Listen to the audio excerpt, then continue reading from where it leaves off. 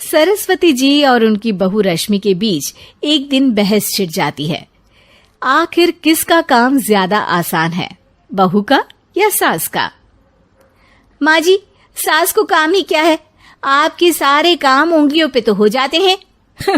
कुछ भी। हाँ, हिसाब तो उंगलियों पे ही हो जाता है ना। अरे बेटा, ऐसा सिर्फ अभी लगता है।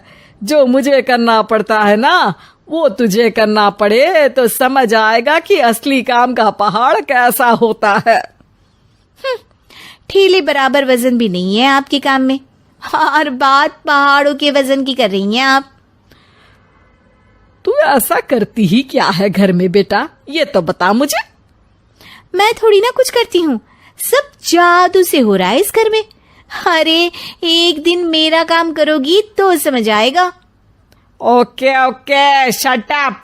कल से मैं घर के काम करूंगी और तू मेरी जगह हर चीज का हिसाब रखना, ठीक है? ठीक है, ये भी कर लेते हैं।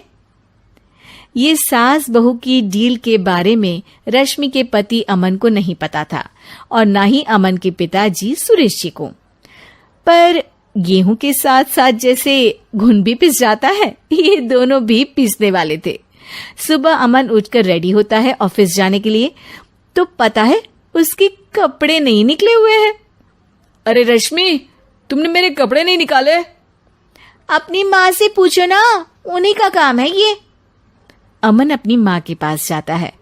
अब मेरे कपड़े आज आप देने वाले हो क्या माँ?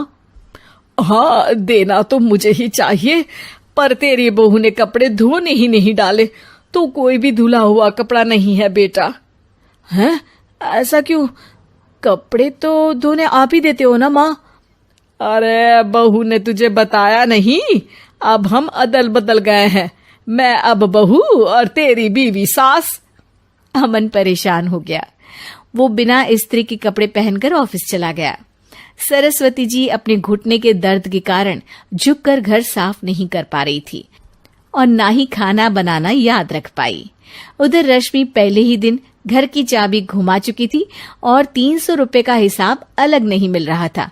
पर दोनों का ही घमंड कैलाश पर्वत से भी बड़ा था और दोनों ही खेमे एक दूसरे की बात मानने को बिल्कुल तैयार नहीं थे। शाम को जब सुरेश जी और अमन खाना खाने बैठते हैं तो सरस्वती जी उनके सामने गाजर और पपीते लाकर रख देती हैं। अरे माँ, ये क्या है? ख्याली पुलाव के साथ सलाद। माँ जी खाना बनाना भूल गई लगता है। अरे एक एक चमन्नी